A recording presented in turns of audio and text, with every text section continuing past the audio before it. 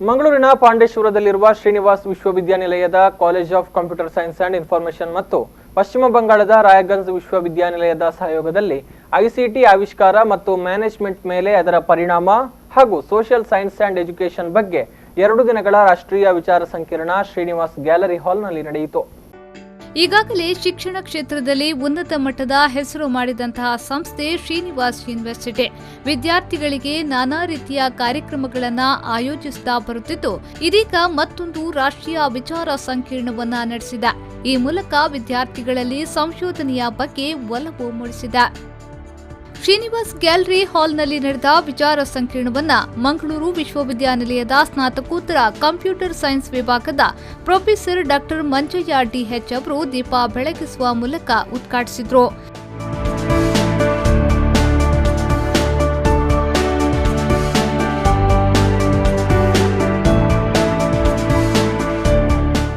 ಬಳಿಕ ಮಾತನಾಡಿದ ಅವರು, ಸಹನೆ, ಪ್ರಸ್ತುತಿ ಹಾಗೂ ಪುಸ್ತಕಗಳಿಂದ ಪ್ರಕಟಿಸಲು ಸಮ್ಮೇಳನಗಳು ಉತ್ತಮ ವೇದಿಕೆಯನ್ನ ನೀಡುತ್ತಿದೆ. ಇಂದಿನ ಯುಗದಲ್ಲಿ ಎಲ್ಲವೂ ಸಾಧ್ಯ, ಅಸಾಧ್ಯವೆಂಬುದು ಯಾವುದೂ ಇಲ್ಲ. ಆದ್ದರಿಂದ ಪ್ರತಿಯೊಬ್ಬರೂ ಸಂಶೋಧನೆಗಳನ್ನು ನಡೆಸುವ ಮೂಲಕ ವಿವಿಧ ರೀತಿಯ ಕೊಡುಗೆಗಳನ್ನು ಸಮಾಜಕ್ಕೆ ನೀಡಬೇಕು ಎಂದರು.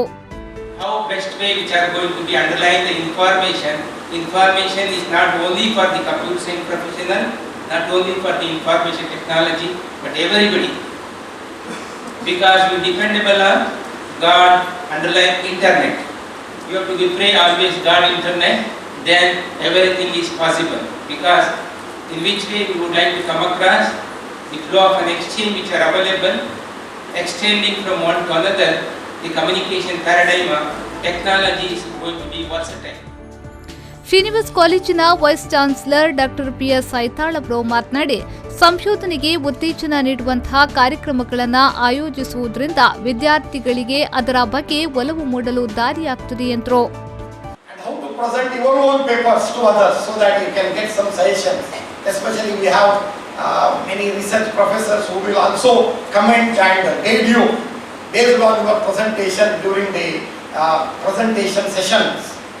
Today afternoon, so we have invited 2 experts who will also give keynote speeches in order to enhance your knowledge in the emerging areas so that you can find new topics for your research further. You need not to do research in a single topic. You can work on multiple topics.